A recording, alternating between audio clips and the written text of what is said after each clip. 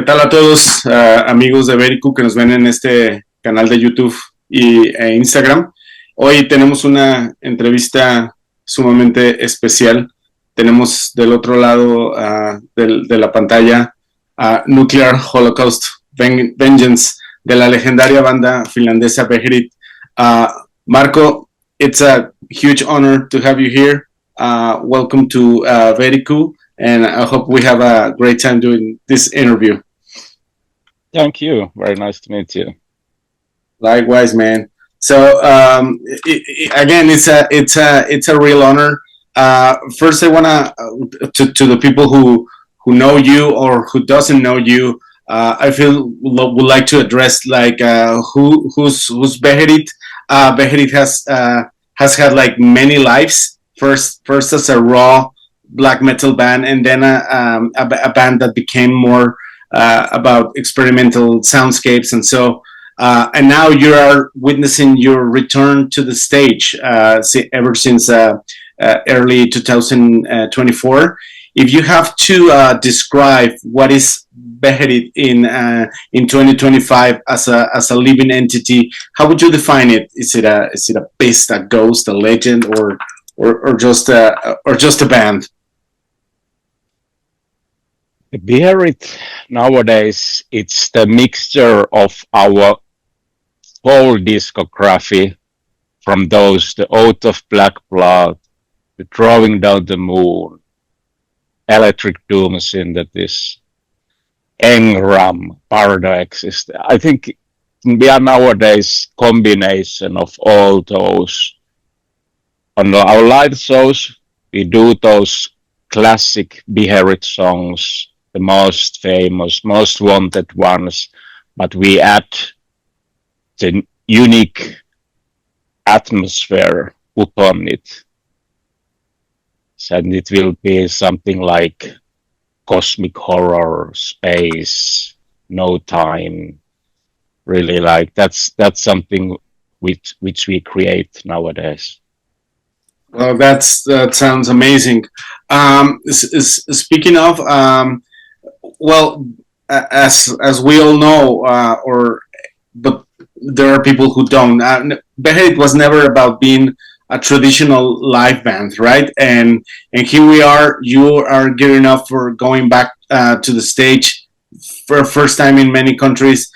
Was there a particular moment before 2024 that you realize, okay, this is a good time. This is something that we need to do again? Was there a moment like that? Yeah, I think it was earlier, about four years ago. We made some secret gigs with a different name, and we played a couple of shows, more like experimental, but still the Beherit songs there, and it was great. It started to feel like, hey, this is something we want to show more people, and then the Yosu contacted from the Nuclear War Now Productions, yeah. And he offered me that how about the gig in Japan, in Osaka, and I said that wow. That's something, and so after on that gig, I felt something like this is super heavy. This is something like because seeing all those fans, and I realized that this is the moment that we are getting older, and this is the time we have to make it happen, or it will never happen. Yeah. Exactly. I was actually about to ask you about those shows you did with Nuclear War Now and what's the other company, the Brooklyn one. What was the experience? Because some of my best friends were there from Mexico, and it was a full international crowd, not just a Japanese crowd. Was that something that draw your eye into we could do this worldwide? and also you did two sets, right? You did the traditional black metal, and you did the electronic landscape soundscapes and stuff. Describe a bit more. What was your experience doing these shows in Osaka? Yeah, you're right, because I think, I don't know how big the venue was, 1,200, something like that. And I have to say, probably 90% of the audience there was worldwide. They were from Europe, Australia, as you said, Mexico, uh, North America, all over the world. And I was surprised that, wow, because even the flight ticket costs Yeah, are not cheap, very expensive. That these guys have came to see. Of course, there was other bands, but then I was very surprised at how famous the actually are nowadays, because I haven't really much followed the. But of course, it seems that there is some demand, because yeah, now we have played 6 live shows since that, and all those have been sold out. So I'm very surprised that even the venues here in Finland, 1,000, and it was sold out in a couple of hours. So, yeah. and the last gig we played 2 weeks ago, it was sold out in 5 minutes. So it's crazy. Yeah, and besides, I think there's a nostalgia factor here somewhere, right? But what do you think is what people are more drawn to about Beherit, or what is like make them, oh, okay, this is what I needed.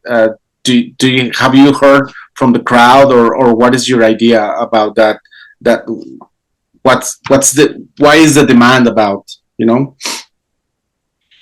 No, probably because I think that those older fans are already from over 30 years old. And if you have been listening all these years, the Beherit records, and not to even expect that the Beherit will come back to the States. So of course that would be, I have some similar bands that I have been listening, and if they would come to play like that, I would be there in a, like, yeah.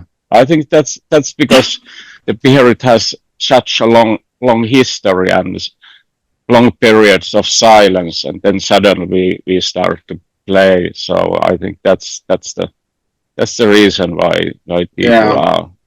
that's amazing. Just curious about who will be some of those bands you mentioned. Who will drawn to? Hey, I want to see these guys again. No, be honest, I know that there is kind of uh, they play the sarcophago, but the original sarcophago lineup. Yeah. But when they come to Finland, yeah, that same weekend we will be there. So Oh yeah, that's uh, right. They're doing some shows, right? yeah, The sarcophago as under a different name, I guess. yeah. But I heard that it will be the sarcophago songs from the Inri In and Reed those. record, But yeah, yeah. yeah. That's Yeah, a but it's crazy when they come to Finland. I will be there in Mexico. yeah. Oh, cool. Well, well, you're coming to Mexico twice in this year, which is amazing. First, you're coming as a standalone show that it's almost sold out. It's a something that we've been waiting for so long, and then you're coming back for destroying Mexico City with Carlos. Uh, how did that happen, or what's your approach about playing two shows in one big city apart from each other? Yeah. But this Latin America tour in May, it will be the first time premiere show in Mexico City. So it will be the unique, and every Beherit gig will be a different. I keep my focus and I choose the tracks what we will play usually in a sound check or something. Like when I see the concert venue, is it small club or is it a big hall, I compile the show to fit that time and space. So there will be a sure totally two different shows with different songs and different atmosphere. So yeah, because there actually is going to be two different venues. yeah. And it's something you mentioned that you build the set list or the show around the venue. Have you ever in this return to the stage, have you ever like reshape a show based on the energy you got from the crowd, or probably from the opening band or something, to say, oh, okay, this is a more, let's call it punk rock or more energetic audience? Have you ever made an adjustment at the last minute? Yeah, definitely like that, because even those are the original songs, there will be a lot different. Like if the original version is, let's say, 2.5 minutes fast, on the live we could extend that to over 6 minutes or 7 minutes if it fits there. We don't play like riff 4 times and then we change the riff B to 2 times and then come the drum fills. No, we don't work like that in the live. It's very how can I say, improvisation a lot there in a live. Yeah, and that's why I like playing live, because it's there is chaos and everything a little bit changing, and so I really love that atmosphere. That's great to hear, and that's probably what an element that keeps you real, right? It's not just an structured set list and that's it. We're done here, right? Yeah, I know that many bands, and of course, if you are a real band, I don't call Beherit as a real touring band. We come to America just to play and see our fans and to give the Beherit experience there. But we cannot keep touring like normal bands do. Yeah, because we have our day jobs. We go to the office 9 to 5, and then so this 2 weeks is maximum we are able to play shows, and then we have to come back to the Helsinki to work. Yeah, of course. Yeah, you have a life on your own, of course. Okay, so speaking of your those elements that makes you or build a true Beherit show, you back in the 90s, you were like this creative, chaotic force on stage. What are those elements that define a true Beherit live experience? And what are those? And are there any other elements that now you say, no, we are too old for that. we need to change them? No, we have some, or at least I have, because those first recordings, the Out of Black Blood, all the lyrics lost, and it's very chaotic to listen afterwards. So I don't know. But we have the new guitarist from Juha from Witchcraft, and he has been a long time the Beherit fan, and they have covered the Beherit songs already with their own band, and so we will play also some stuff from the first album as well. But yeah, for me it's pretty hard. I will take care of those songs. I still remember the lyrics, and I have found some older lyrics also, so I'm familiar with that, like for example the Dropping Down the Moon. So yeah, that is awesome. And again, is there any song or something that either you or Hari, the drummer says, no, that's too fast for me. We need to slow it down or something.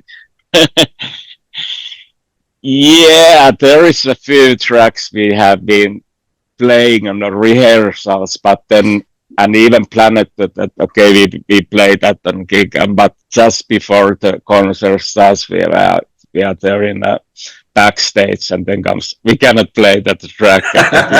It's too chaotic or so. But we will keep rehearsing those and see that there will be some very unique ones, only once played songs. Like good example is this the Juha's favorite is the Destroyer from the engram. It's very fast, it's very monotonic, but it's very, very hard. Yeah. I won't take much of your time. So, our first time in Latin America, as you mentioned, Marko. What have you heard about this place, about these crowds, about the people, and what are the things you are most excited about?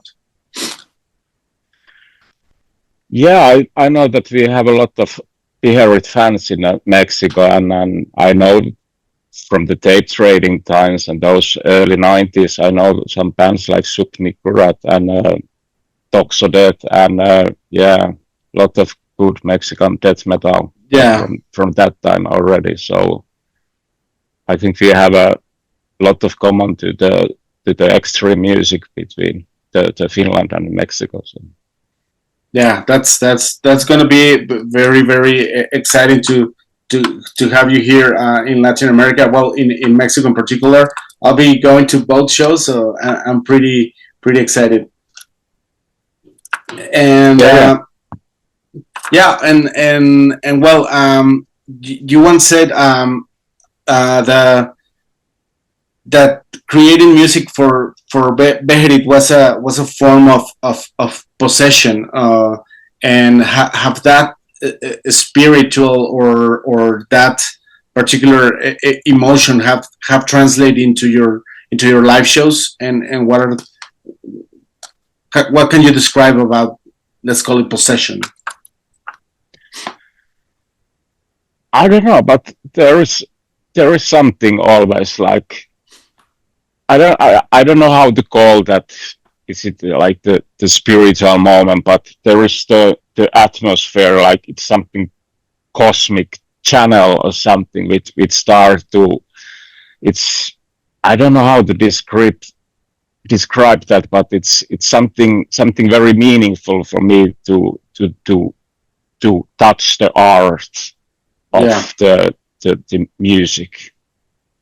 That's amazing, and I hope I know that since we are a very passionate culture or society, us Latin Americans, I think you will feel some of that atmosphere or energy back to you, and hopefully you will make a great, memorable show. And first, the last question for me, and I know this is something you probably heard all the time, but if you have the chance to create your ideal, most awesome, blasphemous festival of all time, a live or dead band, or existing or non-existent, who will be on that lineup alongside Beherit? Psychic TD. More bands? How many bands in there? I don't know. You tell me. Let's say 5. Like Sarcophago, you mentioned. Would that be one of those bands? Yeah, Sarcophago. Yeah, yeah, for sure. But I like those events where there is some diversity in that they are not strictly all in the same style. Exactly. I really like those happenings where there's could be some industrial music and some like Skinny dark Puppy, wave. Right? Yeah, I really hope that there will be more events like that. There is a same deeper meaning behind that, but it's manifested in a different ways Yeah. different music styles. Yeah. And now that you mentioned that, who will be? Is there a Beherit doppelganger that you think exists in a different kind of music? I haven't think about that, but I don't know. Hard question. I haven't been thinking about it. Yeah, well, you think about it and tell me in the May shows. All right. Well, Marco, I know you we're running out of time. Last thing you want to say to your audience in Mexico and Latin America waiting for you? What do you want to say to them? Yeah, thank you, and thanks everybody, every Beherit fans in Mexico, and see you there on the gig.